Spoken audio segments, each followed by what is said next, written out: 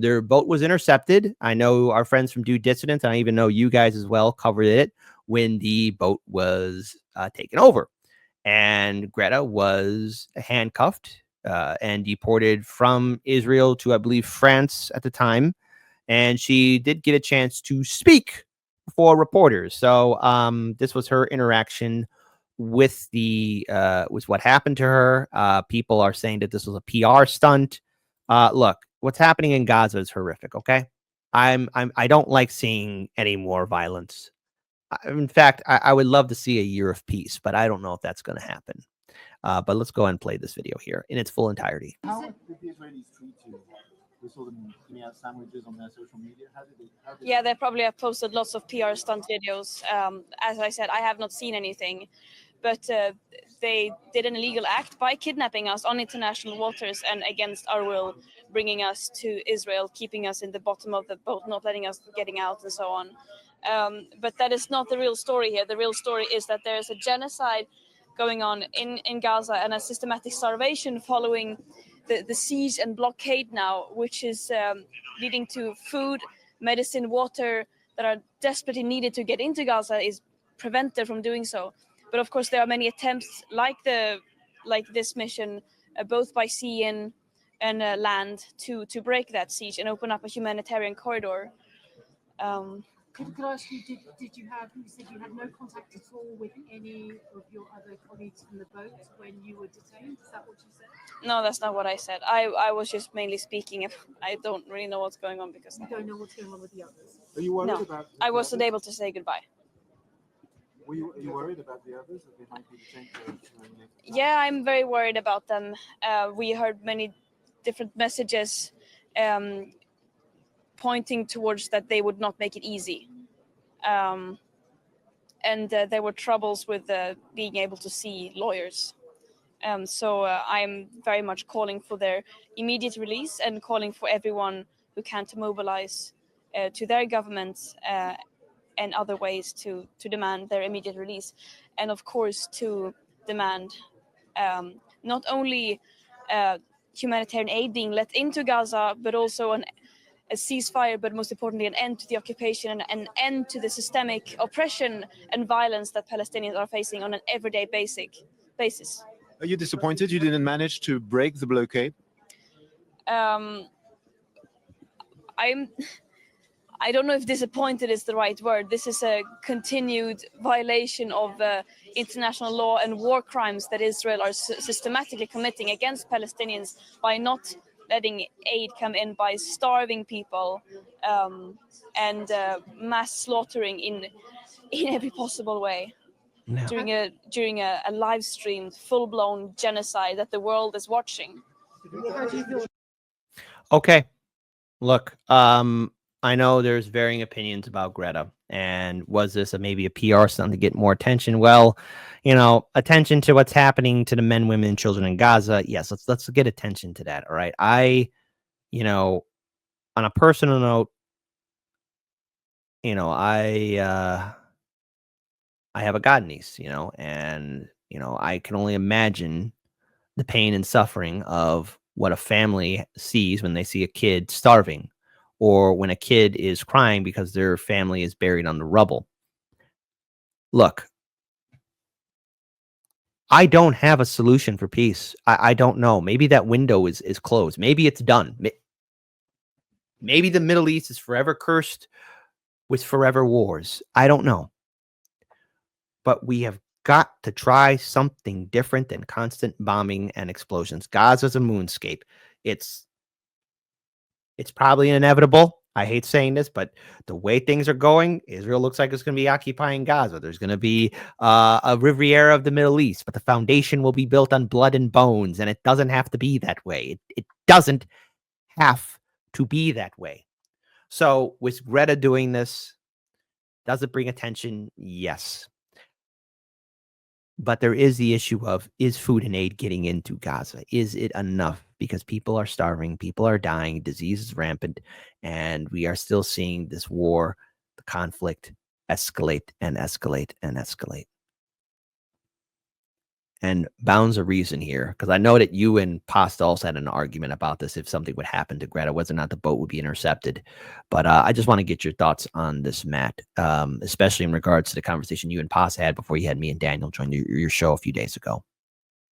Okay, so let's break this down. So the debate Pasta and I had was, if Greta had, after all of the stuff she'd been used for, she was the face of the environmental movement. She was definitely this corporate puppet of, you know, this machine that used this innocent kid.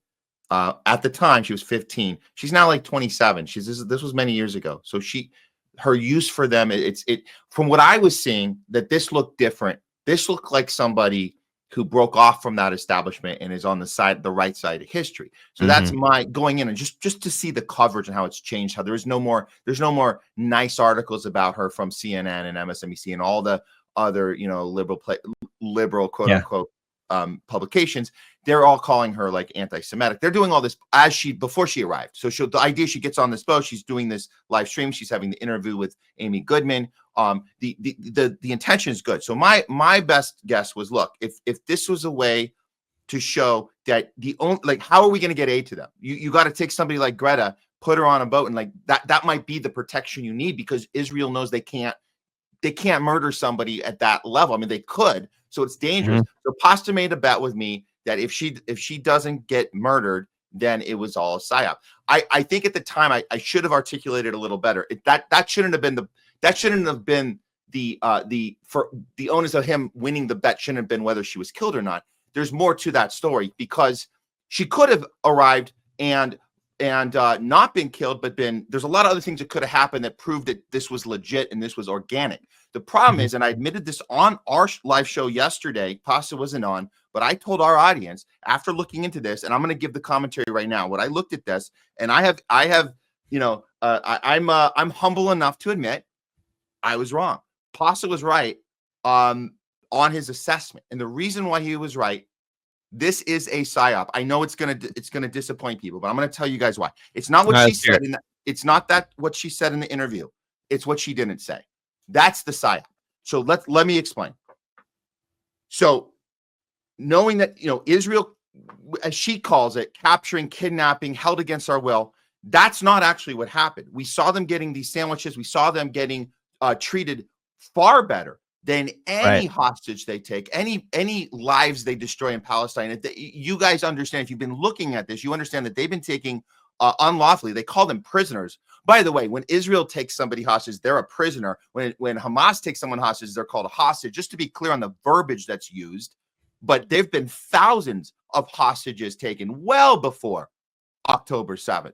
And the way they're treated is nothing like the way Greta was treated. If this was organic, Greta should be furious and saying, how dare they? This isn't about whether it was a PR stunt for her or not. This is about, did this entire scene, it's theater, did it serve Israel's purpose? And it absolutely did. It's not about the PR stunt for Greta's image. It's about Israel demonstrating this is what taking hostages looks like. What Greta says. So instead of her doubling down and saying, we were treated bad, we didn't know what was going on, I still haven't heard from the others, they gave us the sandwiches, but come on, we hadn't eaten. I mean, that's all that we didn't get a good drink of water after. Like, what are you saying? Do you know how disrespectful that is to people that actually are taking hostages, that aren't filmed, that don't look? So she should double down on that. There's one other thing that needs to be said, because this was not said in the interview. The other thing she did not mention was what Israel reported was that they were going to take Greta and the team, the 12 of them, into a room, and this was the messaging to Israel and to the Western media. They were going to force them. This is their torture was, and this is not real torture. This is fake. They were going to be forced to watch footage from October 7th and drill it into their head how horrible Hamas is and what they did to Jews. And Greta refused to see the footage. That's the message that went out. And the fact that she didn't bring that up in this interview is appalling to me. I am destroyed. I don't have an ego for losing. I lost the bet to Pasta, but the point is, this is so tragic to see her She's saying the right stuff about genocide. She's saying the right stuff about Israel's war crimes, but she's allowing them to get away with doubling down that she's anti-Semitic, won't watch the footage. What she should have said is, there is no footage. This entire thing is a ploy to make Israel look like this is how they treat hostages, which it isn't, and pretend that we didn't want to see something that doesn't effing exist. It doesn't exist. Wow. If they had it, they would show it. We see footage of Gaza getting annihilated month after month after month. We see people getting murdered and them celebrating and laughing and dressing up in the women's lingerie of the mothers they just murdered and celebrating it on social media. We see them having barbecues outside of people starving to death. We see them yelling and cheering and saying, death to everybody there, kill them all, kill all the babies. We see this every single day on our cell phones, and they can't show us this footage. The fact that she didn't bring that part up in the interview and she's playing dumb about, I don't know what's going on and we were treated so poorly, is disrespectful to the entire movement. So yes, you get the feel good, it's a genocide, it's Israel's war crimes, but she's helping Israel's image by doing this. And she should be, if it was organic, she should be screaming that the way I am right now of how furious she should be about this. All right. Well, first of all, I want to give a shout out to Mike from No Sound Bites Allowed. He's across the political aisle. He thinks that this is organic. Now, my opinion on this is that it could be maybe a little bit of both. Okay, because there's a whole idea of it being, yes, there was a flotilla, but there's also the fact of, look, there's a couple of things that we have to consider. When Israel was, going after the boat and definitely commandeering it and taking it in, perception drives reality. Already, like what happened to World KitchenAid workers, World Central KitchenAid workers, what happened to that convoy, Israel, how dumb, like somebody was not doing their job because they had a manifesto, point A to point B to point A. Controversial thing that they were carrying was food. Wow. But going after his boat, especially with some high profile influential people, and I say it's influential people, including Greta, because let's face it, she does have a huge following. It does get to the point of shining a light into what's happening in Gaza, but there is a concern of, well, was this all a stunt to do more interviews and shows? Because it's one thing to do an interview, and yes, but the problem still remains: is aid getting into Gaza? Like that is the thing, and we need to see governments do that. Go ahead. Can I ask you this? Who do you just off the top of your head? When you say shining a light on the situation, who did she inspire that didn't know before her interview that something was going on? So if there was nobody new, and all it did, and in fact, I will go the other direction and say it made people more upset when they're reading the news that Greta Thunberg refused to see the footage from October 7th because she just hates Jews. That is actually making it worse. So I want your viewers to understand that, as even though she's saying that the right talking points, it's only going to the people that already knew that. The other people that maybe were on the fence about genocide and they could have been swayed by something more honest have now gone the opposite direction. What? She didn't want to see the footage? What? Oh, and by the way, I want some confirmation on this one too. So I want to look more into this, but Greta signed her deportation order immediately. The others refused. That is interesting. That is interesting to bring up. Again, I wanted to get more confirmation on that. Go ahead. One more thing. The Hannibal Directive. Greta's not stupid. She knows what that is, and a lot of people don't. And the Hannibal Directive is the order that Netanyahu gave on October 7th to murder his own people, to create the fear and the justification to annihilate Gaza. It's in their military code. They hadn't used it for decades, but it's there. He implemented it. It's called the Hannibal Directive. They are responsible for killing most of the people. Of the 1,100 people that were killed on October 7th was killed by Israel. It's a fact. They've admitted it. It's 100% true. It's not gossip. It's not a rumor. It's what happened. She knows it. And that's why they can't show the footage of October 7th. So the fact that that's the media, that's what's going around Israel, it's going around Western media right now, that she refused to see footage that doesn't exist. And she can't say those two words, Hannibal Directive. She can't say those two words. We know this is a psyop. And I'm sorry to break everyone's heart. It breaks mine too. Again, I bet against pasta. I said this is organic. It isn't. I'm sorry. It's not. Too bad. Okay.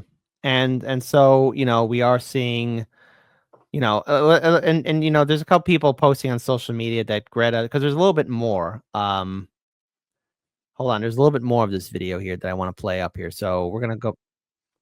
It's the 3-minute mark. So let me go and play a little bit more of this here, just so we could see just a little bit more of this. Let's go and play a little bit more of this.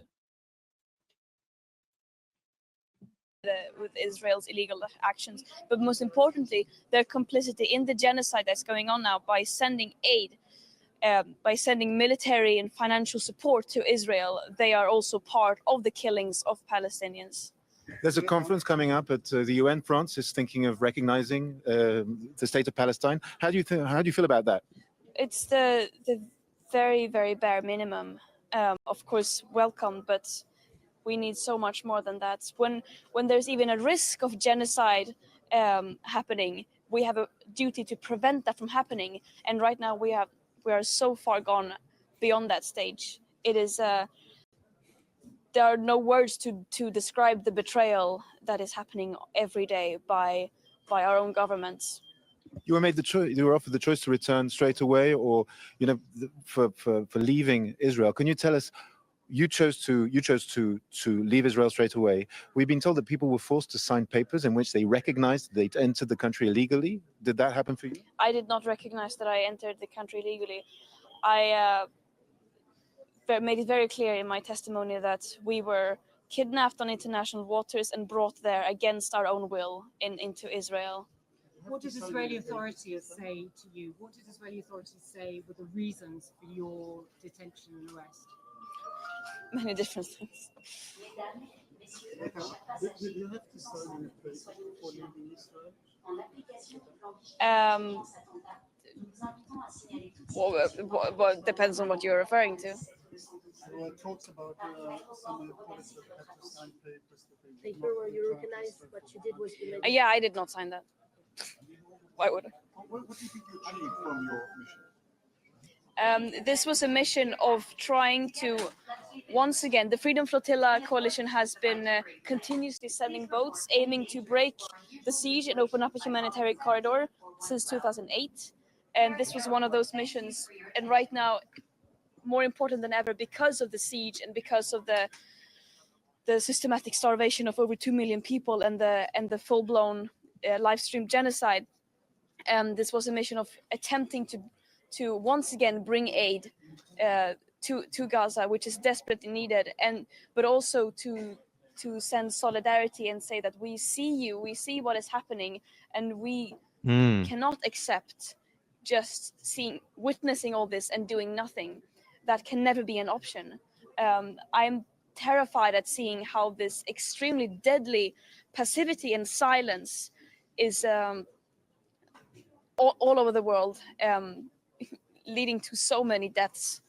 Your opponents and in Israel accuse you of moral grandstanding. Could you elaborate? That you're doing this for the cameras, the effect. Well, that is very ironic coming from them, since you just described them doing the PR stunt of them handing out sandwiches or whatever. But this is our last boat that we were attempting to go on this mission with a month ago. Was a much larger boat with, of course, could fill much more aid. That was bombed twice, and all the evidence strongly points towards Israel. So we made this trip with a smaller boat and a smaller crew because that's all that we had, because they bombed the last boat. And as I said, this is about bringing as much humanitarian aid as we possibly could,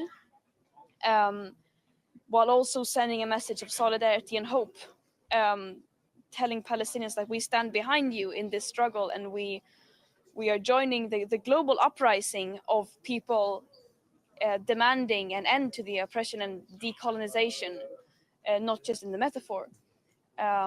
So that's... Huh? All right, so I want to pause here because look, folks, look, I understand how, because here's the thing. It's important for us to question everything, even when you're watching your favorite show on independent media, your favorite commentator, all of that. You know, we've all seen actors and actresses and influencers, you know, do something or get in front of a camera for the likes or the views or the praise. Nobody, people like the adrenaline rush of all the, good fortune and favor, but it's also something else to take into account of, look, it is bringing attention to what's happening in Gaza, but it's not stopping what's happening in Gaza. And I think, while the heart is in the right place, I think right now what is needed is international action from, authoritative sources or groups, nations, to actually call in for a full-on immediate ceasefire so that aid is brought in. This is a massive humanitarian crisis. And on a side note here, one boat, one flotilla, it's not enough. Can it solve problems? Yeah, for the people who get there first, but for the vast majority of people still in Gaza, they're still starving. And what needs to happen is a massive, massive fleet giving in food, water, medicine, resources, shelter, so that people can, I don't know, go back to their lives or to the best of their ability, try and live a peaceful life. And I'm already just regretting that word, peaceful life, especially in Gaza. But I mean, I'm looking at this 50-50. I mean, yes, this was something, that has garnered attention, but what comes after? Matt, I want to give the floor to you. Okay, so look, for those that don't follow the Homeless Laugh to the show, we do. Look, I get passionate when I do my monologues. I know we all get passionate about what we're talking about. Yeah. I always leave the room open to prove me wrong. This is why I did the bet with Pasta. I said, prove me wrong. I actually think he was preemptively making a decision that I don't think we were ready to know the answer until we saw how this thing ended. And so I was on the side of let's hope that Greta is doing this honestly. Let's hope it is. Now she might be, again, when a psyop occurs, it doesn't mean the person that's the face of it is the one conspiring and plotting. I'm not saying she's a bad person. I'm saying she might not be that bright. She might be somebody who doesn't know she's being used. I don't know. I'm not saying I don't have it all figured out. What I'm saying is that I'm looking for signs of the things not being said. And I'm asking people to prove me wrong. I'm telling you guys, this is a moment where she should be saying this. She should be saying this is Israel trying to look good by staging this and showing the world that this is how they treat their captives, their hostages. They make them feel good. And the worst that can happen is you haven't talked to the other people and you have to be held for a little while and get a sandwich. Like she should be talking about that deception. And that she shouldn't be doubling down and saying we were kidnapped and it felt so bad. And this is because that's the message you're sending people, is that this is how people are treated when they're taken by the IDF. And it's not. They are tortured, they're beaten, they're raped, they have psychological problems from all the PTSD. They're humiliated. She hadn't have any of that happen to her. And I absolutely think that it's about it's not about her. Obviously it's about getting the aid there. And she's saying those things, but let's not get caught into the Bernie problem. I mean, you even said the term humanitarian crisis. That's a Bernie talk. That's a thing that's like, let's, and again, I appreciate that Greta's saying genocide. That's a good thing.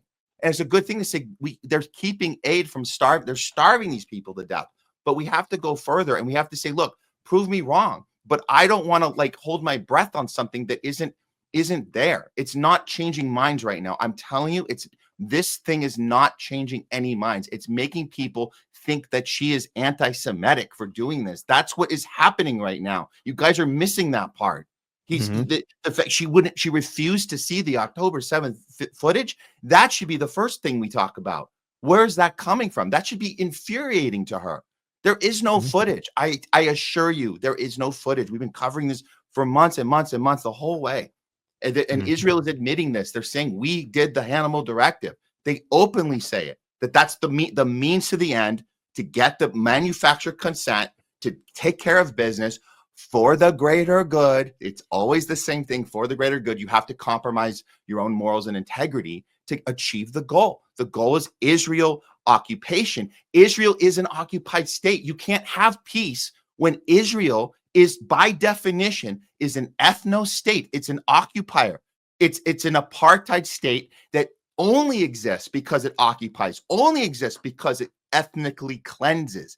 It can't exist the way it is. It needs to be dismantled. The Israeli people have certainly a right to exist, But the military occupation, the ethno state, the apartheid state doesn't actually have a right to exist. I will double down on that. No, you cannot have peace with that existence. There's no such thing. It's a conundrum that cannot be solved unless you dismantle the apartheid. I don't think we're going to be seeing peace in our time. And unfortunately, I don't see any kind of real ceasefire happening. The actions of the Trump administration might as well be click, copy, paste of what you see from Biden. The international community, more or less, I mean, everyone's condemning. But look, there is a shift happening. There is a tone happening, and everyone's been pointing it out. You know, it's after a while, after what, almost 2 years now going on that this war has been happening, give or take. I think it's 18 months, maybe 20 months now, of this war, this horrific war that is happening. I would say to everyone that as this war has continued on, we're going to see more of this pushback gradually happen, where people are saying, okay, well, when does it end? When does it end? When does it end? When does it end? It's more of, hey, people are dying. It's more of, all right, this is still on my Twitter feed. It's still on my TikTok feed. I'm tired of looking. And again, what I'm saying here isn't meant to downgrade anything, but there's going to get a point to where governments, people, even media personality. I mean, Piers Morgan is already being dragged through the coals, but Piers isn't going to be the only one. I mean, eventually everyone's going to kind of get their marching order and their script of, okay, look, this has been going on long enough. Let's have it stop. They're not going to be talking about the genocide, but it's more of like, okay, this is a lot of violence. When does it end? When does it end? When does it end? And that's where we're going to be at. And by at that point, I dread to think about how many people in Gaza will be surviving this. I dread to think of the death toll, the amount of numbers. I mean, I remember early on, last year, we're saying the numbers are probably at 50,000, and I don't know how high are the numbers now. How high is the body count? I have no solution for peace. I have no solution for peace. All I know is that this war and what we're seeing, and of course, it's the aftermath in Lebanon, in Syria, Yemen.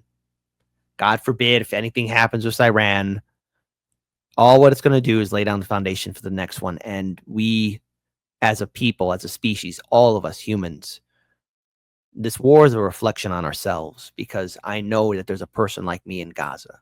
I know there's a person like me in Israel. I know there's a person like me in Lebanon, maybe in Syria, Iran, Yemen. Same thing goes for all of you. We're given so many chances to avoid this global catastrophe. And I think we are just having leaders, psychopathic leaders across the world, tiptoeing us and blindly leading us to World War III. And if we don't stop this now, there is no going back. So I would have to say, for Greta, what she did it bring attention? Yes. Should we question everything? Absolutely, because if you don't, you're going to be suckered. But the crisis is still happening in Gaza, and people are still starving.